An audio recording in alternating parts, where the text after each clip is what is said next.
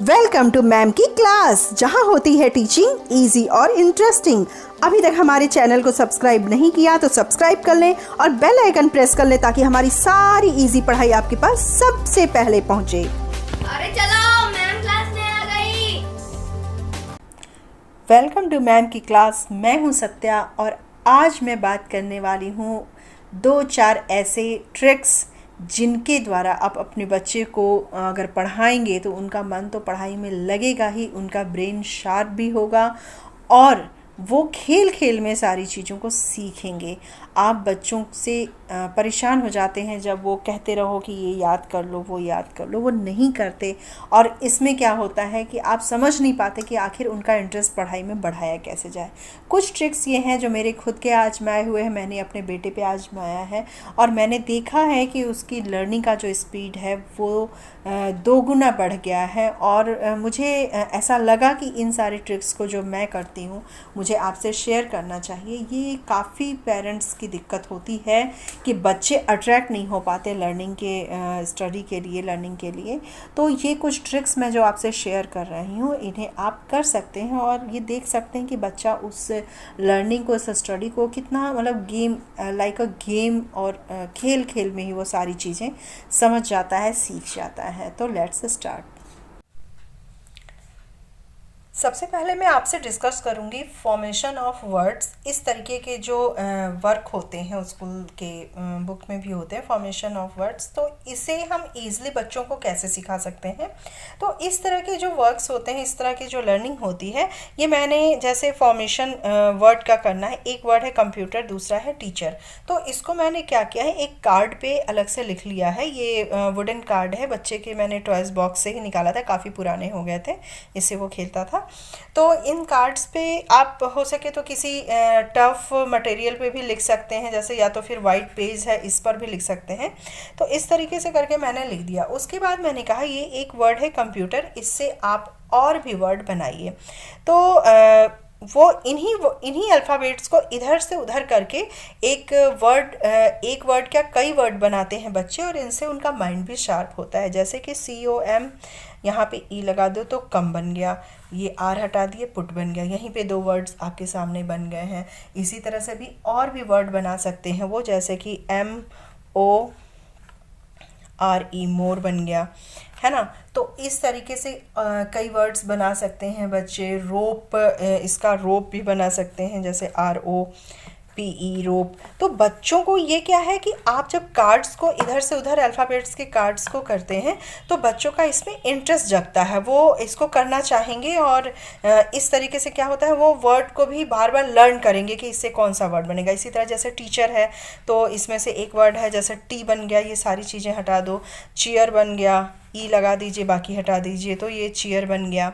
तो इस तरह से कई वर्ड्स, तो ये वर्ड्स कार्ड जो होते हैं वो बहुत यूज़फुल होते हैं। आप चाहे तो वुडन के इन कार्ड्स पे भी बना सकते हैं या फिर आप पेज पे भी अलग अलग करके बना सकते हैं और बच्चों को उन्हें अरेंज करने को बोलेंगे। देखिए, बच्चा जब लिखता है और जब बच्चा उठा करके अरेंज करता है, इसमें फ़र्क होता है। ये क्या हुआ, ये उसके लिए गेम भी हो गया। वो इधर से उधर करके किसी चीज़ को लगा रहा है और एक वर्ड बना रहा है, वो खुश होता है और ये मिटाना भी नहीं है, कुछ करना भी नहीं है और ये एक अलग ही वर्ड बन जा रहा है। तो इससे क्या होता है, बच्चे खेल खेल में इस चीज़ को सीख लेते हैं और वर्ड का फॉर्मेशन सीख लेते हैं, वर्ड को बनाना सीख लेते हैं और उन्हें बिल्कुल थकान भी नहीं होती और बहुत इंटरेस्ट लेते हैं उसमें। मेरा बेटा है, मैंने अपने बेटे को भी इस तरीके से वर्ड फॉर्मेशन करना सिखाया और मैंने देखा उसका जो इम्प्रूवमेंट था वो लिख के करने में कहीं ज़्यादा हुआ। लिख के करने से उसका जो इम्प्रूवमेंट है बहुत ही ज़्यादा हुआ। तो आप ये करा सकते हैं अपने बच्चों को। दूसरा है शेप जब हम लर्न कराते हैं बच्चों को या बनाना सिखाते हैं तो हम इजीली ऐसे जैसे होता है वैसे सिखा देते हैं। आप ये तरीका मैंने अपने बच्चे के लिए आजमाया था। लेट्स लर्न शेप में मैंने उसे कहा इस तरह डॉट करके एक पूरे पेज पे मैंने दे दिया और कहा कि इसमें मैं जो शेप बोलूँगी वो आपको बनाना है। जैसे ट्रायंगल बोला और इन्हीं डॉट्स को मिला करके वो शेप बनाना है। तो उसने जैसे ट्रायंगल है तो ये 2 डॉट्स मिला दिए, 3 डॉट्स, ऐसे ट्रायंगल बना दिया। उसके बाद मैंने कहा स्क्वायर बनाना है तो वो इस तरीके से स्क्वायर बच्चे बना सकते हैं। और रेक्टेंगल बनाना है तो ये 3 डॉट्स इधर मिला दिए, 2 को इधर मिला दिए और इधर मिलाकर ऐसे रेक्टेंगल बना दिया। तो यहाँ क्या होता है, बच्चों को लाइन खींचने में जो एक लाइन खींचने की पहले तो हैबिट बनेगी बिना स्केल के भी, और दूसरी बात कि वो इन डॉट्स में ही शेप को इमेजिन करने लगते हैं। जब डॉट्स में शेप को इमेजिन करते हैं तो कहीं ना कहीं उनका ब्रेन जो होता है वो शार्पन होता है। यहाँ पर बना लेते हैं लाइन और हॉरिजॉन्टल लाइन, वर्टिकल लाइन। तो इस तरीके से बच्चा डॉट्स को मिला के शेप जब करता है तो उसे इसमें बड़ा मज़ा आता है। इसमें वो क्या करता है, उसे लगता है ये गेम है, एक तरह से वो इसको गेम की तरह लेता है और इसमें बहुत इंटरेस्ट उसका होता है, और इस तरह खेल खेल में वो शेप्स जो है वो लर्न कर लेता है, शेप्स को बनाना सीख जाता है और उसको आइडेंटिफाई करना सीख जाता है।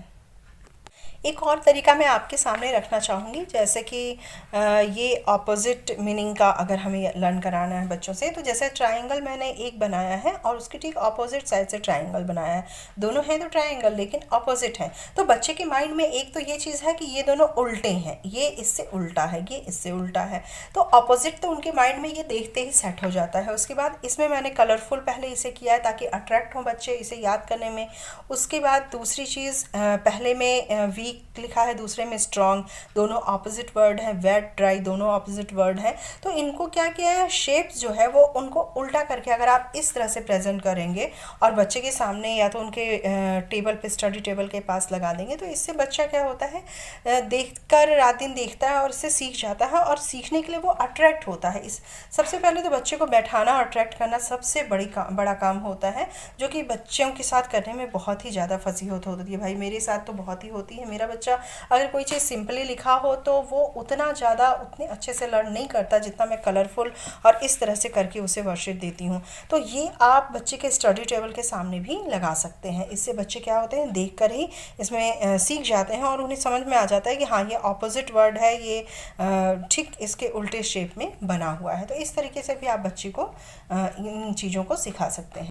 अगला तरीका ये भी है, जैसे सिमिलर्स को करने के लिए मैंने इस तरीके से अपने बेटे को करके उसके स्टडी टेबल के पास लगाया था कि जैसे बिग है, लार्ज, ये सिमिलर वर्ड्स हैं। टिनी का स्मॉल है और start, begin, happy, glad, finish, complete. तो इस तरीके से एक होर्डिंग के रूप में भी आप बच्चों के सामने प्रेजेंट कर सकते हैं और इसको लगा सकते हैं। इससे भी बच्चे अट्रैक्ट होते हैं और उसको सीखना चाहते हैं। तो ये कुछ तरीके होते हैं जिससे कि बच्चे जो होते हैं वो सीखने के प्रति उत्साहित होते हैं और सीखना उन्हें अच्छा लगने लगता है। ये तरीके आई होप कि आपको अच्छे लगे होंगे और आइडियाज़ आपको पसंद आए होंगे। आप ये ज़रूर आजमा सकती हैं और ये मेरे खुद के एक्सपेरिमेंट किए हुए कहिए या फिर मेरा एक्सपीरियंस है कि इन सारे जो चीज़ों से है मेरा बच्चा बहुत ही, मतलब उसके जो लर्निंग का है जो स्पीड वो काफ़ी चेंज हुआ, काफ़ी स्पीड उसकी बढ़ी है। तो आप भी ये अपने बच्चों के लिए आजमा सकते हैं ये तरीके और उन्हें सिखाने में उनके लर्निंग को बूस्ट कर सकते हैं।